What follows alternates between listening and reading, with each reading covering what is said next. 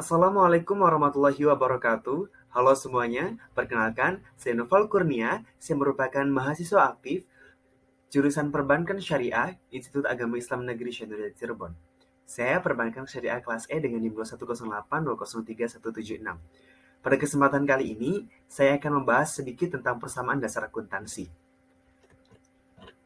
Pertama adalah definisi persamaan dasar akuntansi.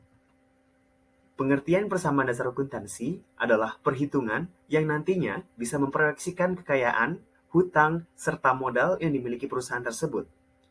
Prinsip umum akuntansi adalah adanya keseimbangan atau balance antara sisi pemasukan dan dengan pengeluaran, atau adanya keseimbangan antara harta yang dimiliki oleh perusahaan dengan kewajiban.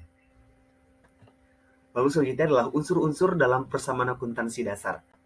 Dalam persamaan akuntansi dasar memiliki 6 unsur-unsur. Yang pertama adalah aset atau aktiva, yang kedua liabilitas, hutang atau kewajiban, yang ketiga ekuitas atau modal, yang keempat ada pendapatan atau revenue, dan yang kelima ada beban atau expense, dan yang keenam ada price atau drawing.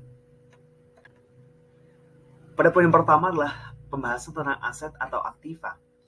Aset adalah semua kekayaan yang dimiliki oleh perusahaan, baik yang berwujud maupun yang tidak berwujud, yang dapat dinilai dengan uang dan digunakan dalam operasi perusahaan. Tanpa adanya aset, perusahaan tidak akan mampu beroperasi, sehingga aset harus dimiliki oleh setiap entitas untuk menjalankan usahanya. Aset terbagi menjadi dua. Yang pertama adalah aset tetap, dan yang kedua adalah aset lancar. Yang dimaksud dengan aset tetap adalah harta kekayaan perusahaan yang diperkirakan akan berubah menjadi uang dalam kurun waktu kurang dari 1 tahun, sejak disusunnya laporan keuangan perusahaan tersebut. Yang kedua adalah aset lancar. Aset lancar adalah harta kekayaan perusahaan yang dimiliki dan digunakan untuk mencapai tujuannya dalam kurun waktu yang panjang, yakni lebih dari 1 tahun, sejak disusunnya laporan keuangan perusahaan. Lalu di sini adalah contoh-contoh aset. Contoh aset lancar, yang pertama adalah kas, surat-surat berharga, piutang usaha, perlengkapan, persediaan barang, dagang, dan sebagainya.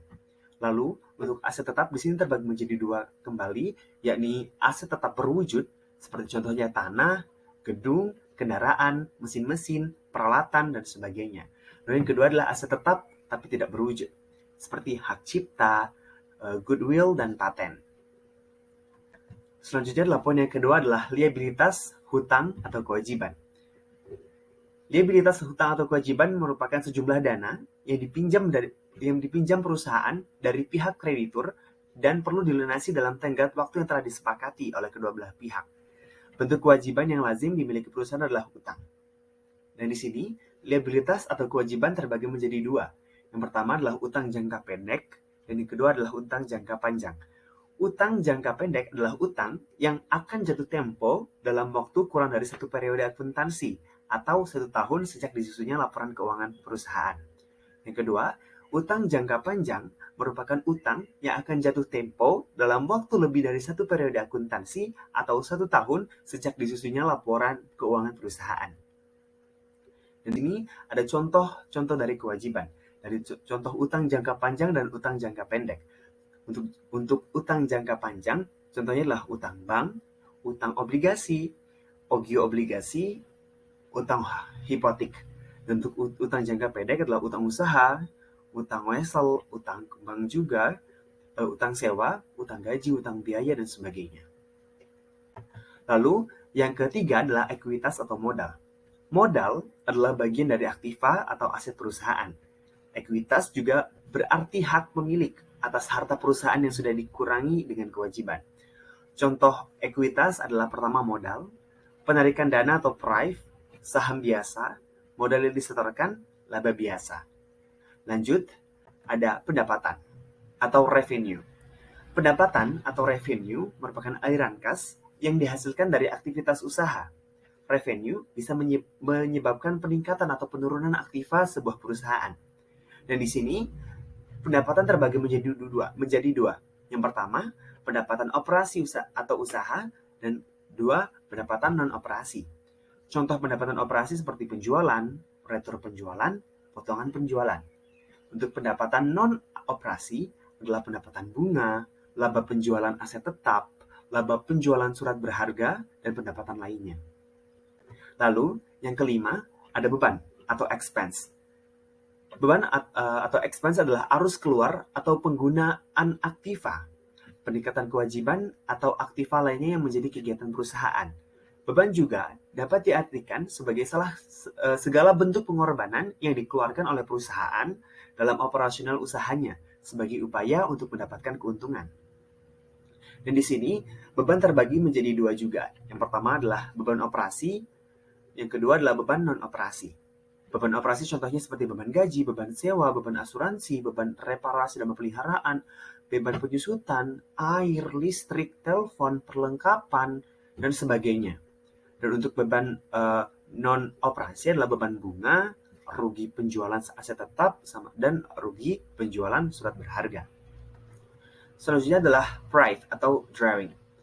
Prive atau drawing adalah pengambilan aset atau penarikan modal yang dilakukan oleh pemilik perusahaan. Biasanya, prive digunakan untuk memenuhi kepentingan pribadi pemilik perusahaan tersebut. Dan di sini ada rumus persamaan dasar akuntansi. Yang pertama adalah perusahaan menggunakan hutang biasanya untuk membantu mendanai pengembangan usaha tersebut. Tidak selamanya dana yang tersedia dari pemilik perusahaan itu mencukupi. Jadi, jika perusahaan berhutang, tentu saja nggak sembarangan hutang.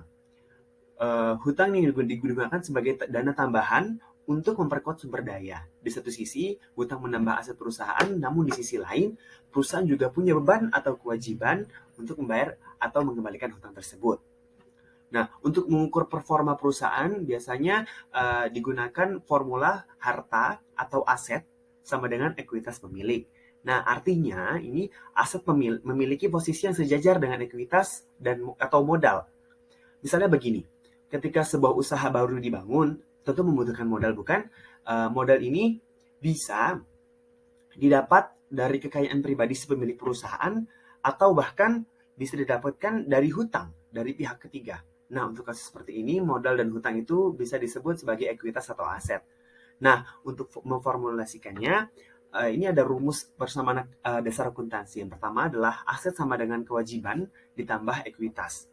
Yang kedua, kewajiban sama dengan aset dikurangi ekuitas, dan ekuitas sama dengan aset dikurangi kewajiban. Mungkin itu saja yang dapat saya sampaikan. Kurangnya mohon maaf. Billahi taufiq wal hidayah. Wassalamualaikum warahmatullahi wabarakatuh.